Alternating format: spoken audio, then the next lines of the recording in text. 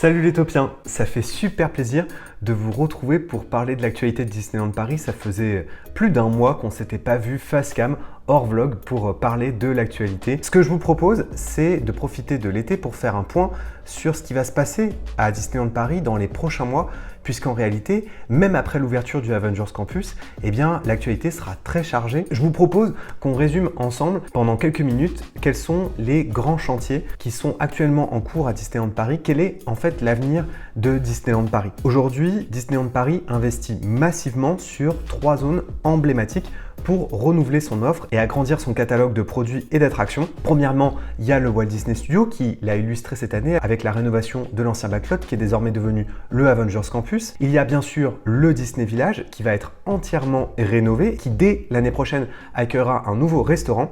Et puis, il y a ce qu'on appelle le plan de réenchantement du parc hôtelier. Les hôtels de Disneyland Paris sont rénovés. C'était le cas par exemple de l'hôtel New York qui est devenu Art of Marvel. Et c'est le cas aussi en ce moment de l'hôtel le plus emblématique du resort, le Disneyland Hotel. Quelle est désormais la prochaine étape du plan d'extension de Disneyland Paris prévu au Walt Disney Studio? Il s'agit bien sûr de la zone qui est sans doute la plus attendue et ce, depuis qu'elle a été annoncée en 2018. Il s'agit de la zone Reine des Neiges qui en réalité s'appelle le Monde d'Arendelle. Et vous le savez, notre Walt Disney Studio va accueillir un nouveau château et cette zone d'ailleurs est actuellement en fin de construction à Hong Kong Disneyland. C'est une zone qui est aussi prévue dans le parc Tokyo DisneySea. Et puis, c'est une zone qui comprend une attraction qui existe déjà à Epcot qui s'appelle Frozen Ever After. Alors, qu'est-ce qui est concrètement prévu dans notre zone à Disneyland Paris? Cette zone, vous le savez, elle est en fait située après le lac qui fait aussi partie de l'extension des Walt Disney Studios et qui servira de lieu de circulation pour permettre aux visiteurs de se rendre dans les différents lands. Et lorsque vous rentrerez au Walt Disney Studios, quand cette zone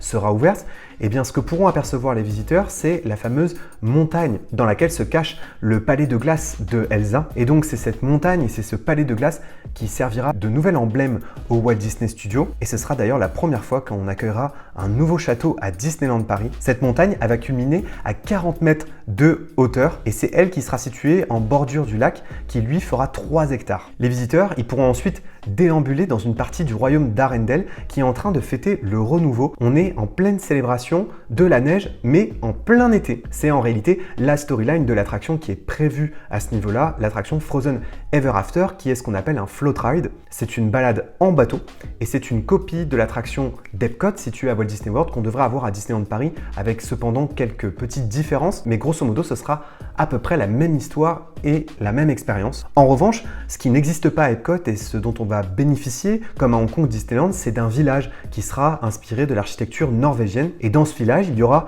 une boutique, un restaurant. Il y aura aussi la possibilité de rencontrer les personnages dans un lieu dédié. Anna et Elsa, qu'aujourd'hui on peut difficilement rencontrer à Disneyland Paris, hormis dans l'expérience des Walt Disney Studios située plutôt vers l'entrée du parc, mais qui est un petit spectacle qui ne permet pas de prendre des photos toute la journée avec les personnages. Donc c'est cette nouveauté majeure qui est actuellement en cours de construction et sur laquelle Disneyland Paris travaille déjà depuis plusieurs mois, si ce n'est plusieurs années. À l'origine, elle était plutôt prévue en 2024. Aucune date n'a cependant été confirmée et je pense qu'il faudra être encore assez patient même si les travaux avancent très vite depuis l'ouverture du Avengers Campus. Et par ailleurs, ce qu'on a appris pendant la célébration du 30e anniversaire, c'est que en plus de cette zone, de ce lac, il y aura également de nouveaux espaces thématiques qui seront situés autour du lac. Une sorte de promenade fantaisiste qui va accueillir un restaurant et une autre attraction qu'on a découvert pour la première fois cette année. Et donc il y aura des sortes de jardins thématiques qui pourraient faire penser d'ailleurs aux jardins qui sont actuellement en cours de construction dans la nouvelle séquence d'entrée de Epcot. Ce seront des allées complètement éloignées de l'origine de ce qu'étaient les Walt Disney Studios, c'est-à-dire un lieu qui est invité à découvrir les coulisses des plateaux de cinéma. Là on sera dans la fantaisie typiquement européenne, avec sans doute des sculptures végétales et des nouveaux espaces thématiques comme ce fameux restaurant. Ce sera un restaurant qui sera un service à table qui va comprendre 250 places et il sera situé au bord du lac, juste derrière l'attraction RC Racer. C'est un restaurant d'inspiration Art Nouveau qui permettra d'offrir une vue panoramique imprenable sur le lac et qui proposera des rencontres personnages. Et je pense là plutôt aux princesses Disney en réalité. Et d'ailleurs, il se murmure que en fait ce restaurant pourrait être aussi un peu thématisé sur l'univers soit des princesses Disney, soit plus précisément sur l'univers de Réponse. Et à proximité de ce restaurant sera proposée une attraction de type flat ride. Ce qu'on appelle les flat rides, c'est les attractions de type carrousel. Là aussi, une attraction qui pourrait être plutôt thématisée misé sur les classiques d'animation Disney, les princesses Disney, et peut-être, la rumeur dit que peut-être qu'il s'agirait d'une attraction réponse. Il y a une zone qui pourtant, elle, a été annoncée en 2018, qu'on ne mentionne plus du tout, que les Imagineers ont arrêté de mentionner, et qui est à peine représentée, si ce n'est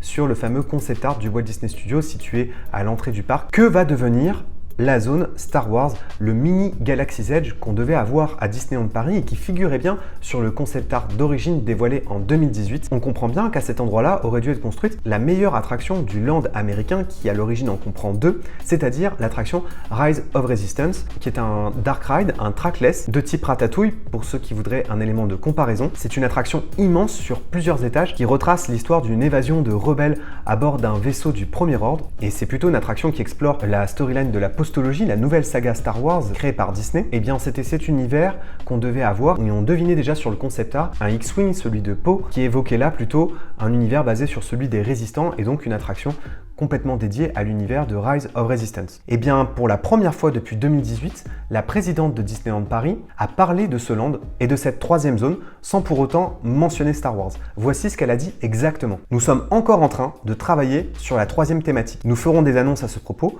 quand nous serons prêts. Quand concrètement un imagineur explique qu'il travaille encore sur la thématique d'un land ou d'une attraction pourtant déjà annoncée, ça veut dire que cela sent pas très bon pour le projet d'origine annoncé. Soit il a été purement et simplement abandonné, soit, comme le dit la présidente de Disneyland Paris, il continue à travailler sur ces zones, mais en explorant une toute nouvelle thématique. On avait déjà parlé ensemble sur cette chaîne des thématiques qui pourraient être utilisées par Disneyland Paris. Vous êtes par exemple nombreux à imaginer l'arrivée d'un land comme celui de Pandora, tiré de l'univers d'Avatar avec cette attraction incroyable qui s'appelle Flight of Passage. Il y a eu aussi beaucoup de rumeurs sur le Roi Lion, puisque désormais le Walt Disney Studios se positionne sur les 3 et 4 franchises les plus populaires chez Disney, c'est-à-dire les franchises Star Wars, Marvel, Frozen, Princess. Et le Roi Lion fait partie de ces franchises encore très populaires et que la compagnie souhaite généraliser dans les parcs. Et donc pour que cette extension ressemble au succès de la Walt Disney Company ces derniers temps, et bien effectivement le Roi Lion, tout comme Frozen, se présente comme l'une des franchises les plus puissantes de la compagnie. Mais pour l'instant, ce ne sont que des rumeurs, suppositions,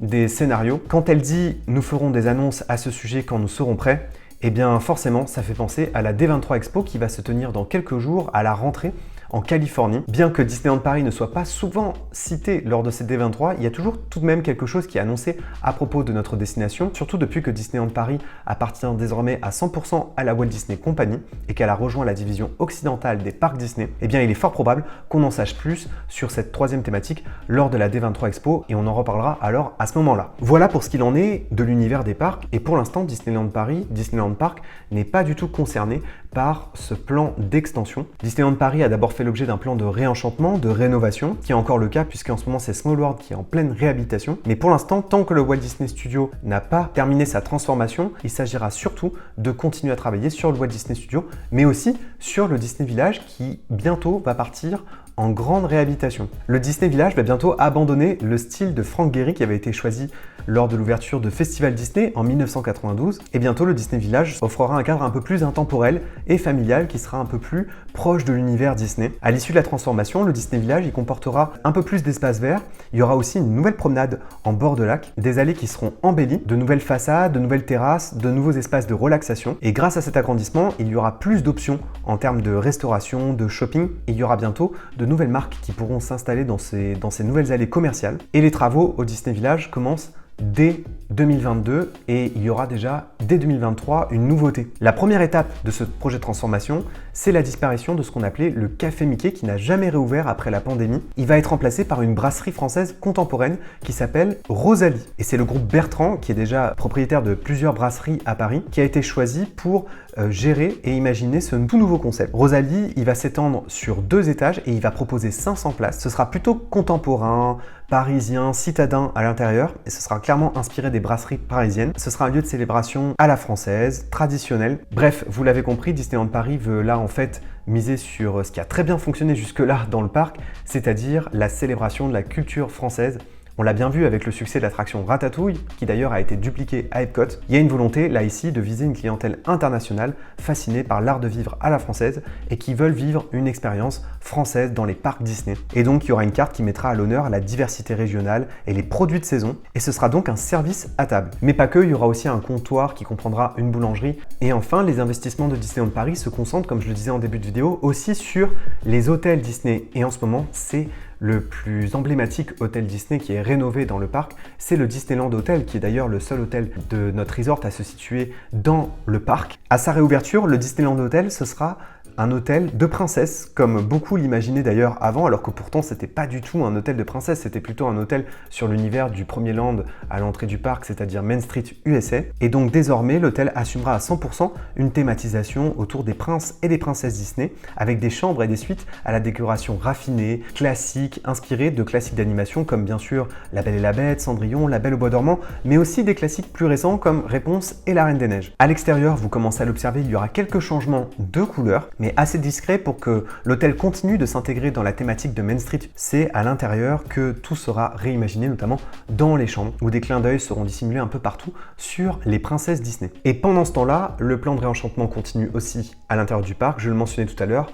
La grande réhabilitation du moment, c'est Small World. On ne sait pas encore si l'attraction accueillera, comme en Californie, les poupées issues des classiques d'animation Disney, qui sont un petit peu dissimulés partout dans l'attraction et qui permettent aux enfants de rechercher les personnages emblématiques cachés à travers les personnages de l'attraction. On ne sait pas non plus si Small World accueillera Small World Celebrate, c'est-à-dire lorsque l'attraction se métamorphosait pour Noël, et c'était le cas à Disneyland Paris jusqu'à il n'y a pas si longtemps que ça. On ne sait pas tellement ce qui est fait sur cette réhabilitation, mais j'ai très hâte d'en savoir plus et on en reparlera tous ensemble sur la chaîne bien évidemment. Ça m'a fait très plaisir de vous retrouver en face cam. Je vous souhaite un bel été et de bonnes vacances pour ceux qui ont la chance de partir. Merci d'avoir regardé cette vidéo les taupiens, n'oubliez pas que vos rêves sont éternels. Bye!